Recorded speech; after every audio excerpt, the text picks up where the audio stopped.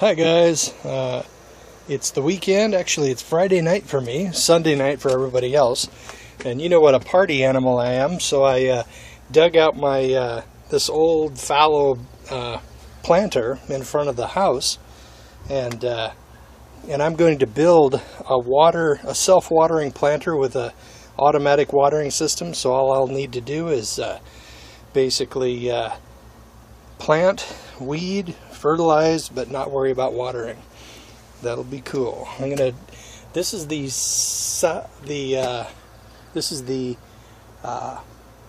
east side of the house, so it gets the morning sun up to about 11. So in the hottest part of the summer, this is going to be a good spot for for greens that generally bolt, because all of my other greens have bolted. And so basically this is going to be a good place for that. We dug all those rocks out of out of that bed. Whoever put this bed in wasn't very careful about what kind of soil they put in. I put all the soil on the Hugo bed, and I'm going to build the self-watering planter, and good times. Well, it's not exactly a hammer drill, but it pounded a hole in there. That'll be my drain.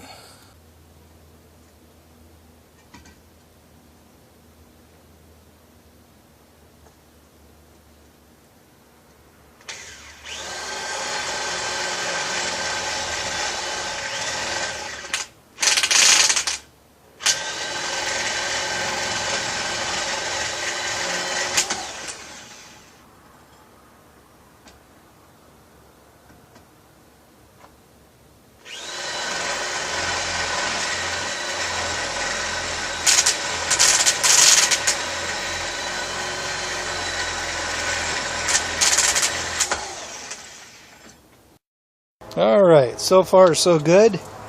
These cinder blocks will be supporting the deck which holds the soil, and this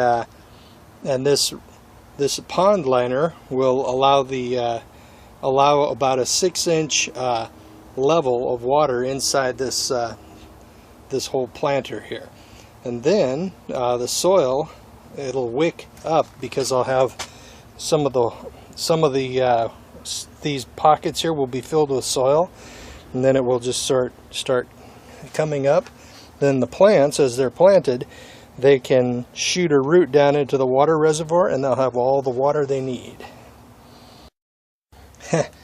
I just went through the hardware store looking for something I could make a drain out of for the reservoir, and I came up with this, and well, we'll see. This is not what these things are intended for.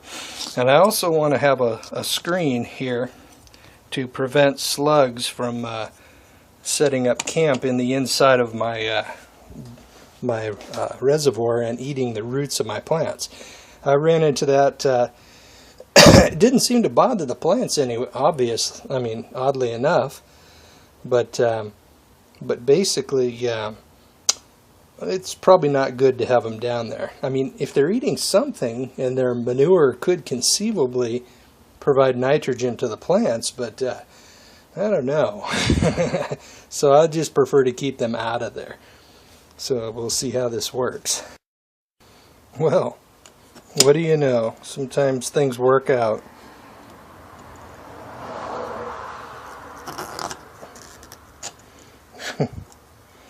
I'll have to work it in there a little bit better. That will do it. And then all I'll have to do is cut a hole in the liner and screw this puppy on. Excellent. Fits like a glove. That will be a good drain. So if I ever have to fill it manually, I'll know if it's full by water coming out of the drain, like any normal self-watering planter. Okay, this completes the reservoir and the soil platform support phase of the project. And now I will go on to making the platform. Okay, the platform is down. This will be what supports the soil. I used some vinyl covered fencing material, and the concrete blocks should support it pretty evenly. Okay, next step is to cut some holes in these fences on alternating pockets, and then basically that will allow the soil to drop down into the hole and be covered with water, causing the sponge action to wick the moisture up into the main part of the bed. And also the plants will have plenty of holes once I punch some holes in this pond liner material, and that will allow it to shoot some roots down even if it's not over one of those holes, and then it can have all the water it wants.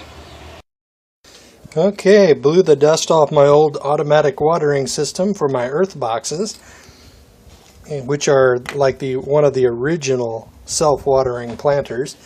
Then I shortened this tube a little bit so that we will have about 5 inches of water level. Yeah. And then I stuck this little piece of screen around it, and I'll smoosh it over here and throw a wire tie around it to keep critters from invading my earth boxes or my planter. When I had my earth boxes at the condo, I kept wondering where all these slugs were coming from, because I had a lot of slug damage, and I discovered that they were hiding down in this little watering tube, and then coming up at night and eating my salad for me. So that screen should prevent that. Okay, hooked up the automatic watering system,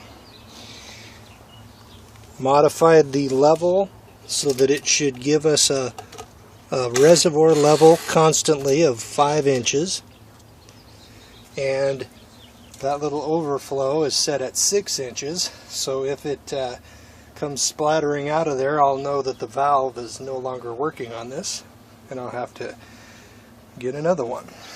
And then I guess I might as well test it.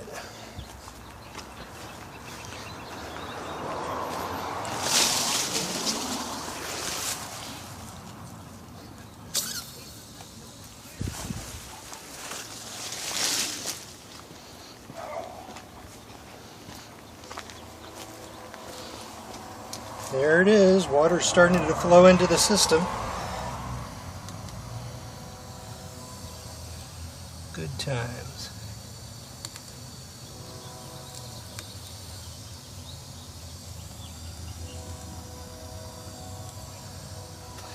And I bored a hole through a lot of these concrete blocks just so that water could flow easily in and out. This whole thing is sort of an experiment, although I've used waterless planters, self-watering planters, and this automatic system over at the condo probably 5 or 6 years now. They seem to work pretty well. My only concern is that the limestone in the concrete blocks might make the water kind of alkaline, so we'll see if that's a problem, or at least it might happen at first, so hope it won't be too much of a problem. People make planters out of these things all the time, so we'll see. trimming the pond liner to fit the bed. This is what the soil is going to sit on.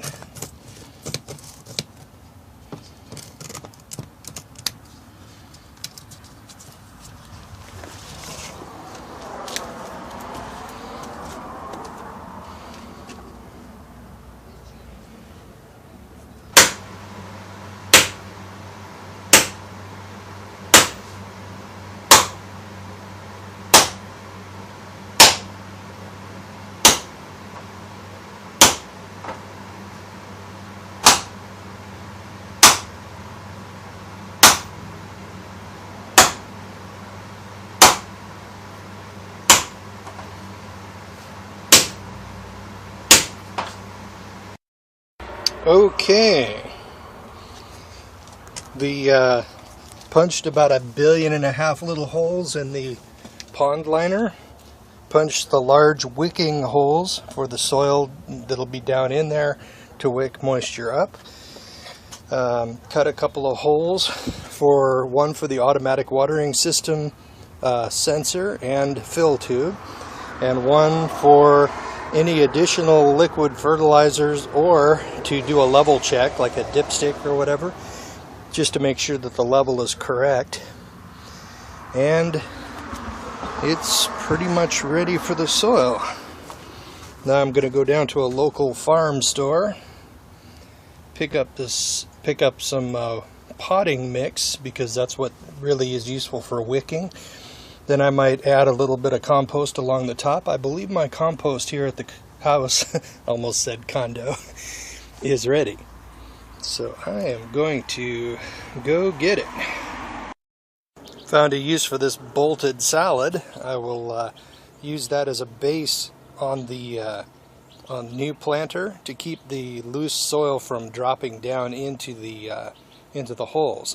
Once some semblance of life is established in that potting mix, then this stuff here will rot away and the soil will hold together. If you look at healthy soil, it's kind of crumbly and has little nodules and things holding it together. Little bits of mycelium, keeping all the little crumbly bits from falling apart, and then that would prevent it from dropping through the holes to any large degree. So this will be a base to prevent that. Okay, I do believe that since this compost is now cool to the touch, I believe it is finished, or if not finished, real close. So I'm going to go ahead and use it. Now it's time to see if this, if my compost tumbler design is going to work. I designed this platform so that I could throw a wheelbarrow under it and then drop the finished compost directly into the wheelbarrow. So let's see if it goes into the wheelbarrow or if I end up wearing it.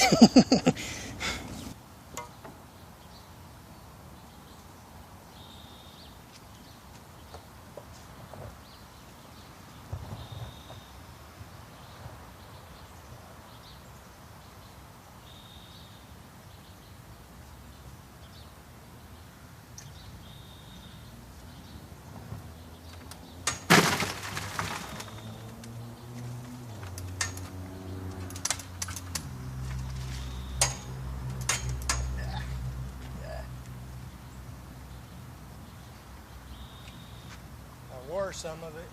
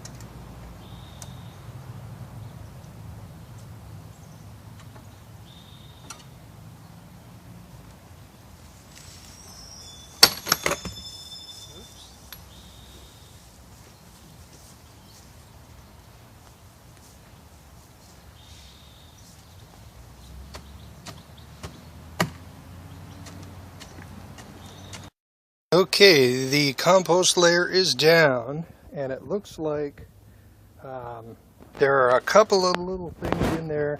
For example, there's a piece of an old potato, and apparently that didn't quite break down. Maybe it wasn't cooked. I tried to keep potatoes out of the, non-cooked potatoes out of the mix, because it might carry diseases that might transfer to my own potatoes. But that might be what happened. So, oh well. I've got a lot of woody material in here still, so hopefully it won't suck up the nitrogen too bad. And now I will add the potting mix, or the potting soil. Oops. Okay, guess I better let Dad in. Okay, got the potting soil down, and now I'm going to throw some wood chips across the top, maybe an inch, to prevent evaporation or slow it way down. And then we'll be able to decide what to plant in here. Fun stuff. Okay, I took a moment to break up the soil so that it will be a little easier to plant into. And now I'm going to go get the mulch. Okay, that didn't require as much wood chips as I thought. I only wanted about an inch, so I'll be able to brush aside the wood chips and expose the soil so that I'll be able to plant into it. And then once the sprouts start coming up, once they get up above the wood chip level, I'll just close it in, and that'll prevent evaporation, and the chips will break down over the years and add fertility to the soil. Good times. Got my automatic watering system right there. It's currently filling.